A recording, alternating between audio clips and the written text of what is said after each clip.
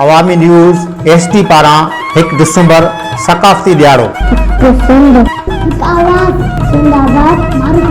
अचो खेट खेड़ियूं, अचो सोन मेड़ियूं। नाज़रीन, अवामी न्यूज़ में खबरन जो सिलसिलो जारी है। नुक़्ते से तव्हांखे अहमदपुर खां ख़बर ॾींदा हलूं त जीअं त समूरी सिंध जी आज अहमदपुर चौक ते सिंध सां प्यार कंदड़ सिंधी नौजवाननि अहमदपुर बस स्टैंड चौक ते थकाफ़त जो ॾियाड़ो मल्हायो वियो। जीअं सिंध जा नारा लगाया विया। इन मौक़े ते इमदाद अली शर, आसिफ शर, लायार शर, फैज़ान शर, जावेद अली शर, फतेह मोहम्मद नारे जो ऐं ॿिनि जी अॻुवाणी में सिंध सां इज़हार यकजहती जो इज़हार कंदे चयो त सिंध में वॾेर शाही सबबु सिंध जो ग़रीब अवाम पोइते पियल आहे। हिननि रैली सां ख़िताब कंदे चयो त असांखे घुर्जे त असीं पंहिंजे ॿारनि खे सुठी तइलीम ॾियारियूं जीअं इहे पंहिंजी सिंध ऐं पंहिंजे मुल्क जे लाइ जदोजहद करे सघनि। हुन में असांजे मुल्क ऐं सिंध जी तरक़ी आहे। वधीक ख़बरनि ऐं तफ़सील जे लाइ विज़िट कयो असांजी वेबसाइट awamiNewsHD.com ऐं ॾिसंदा रहो अवामी न्यूज़ HD।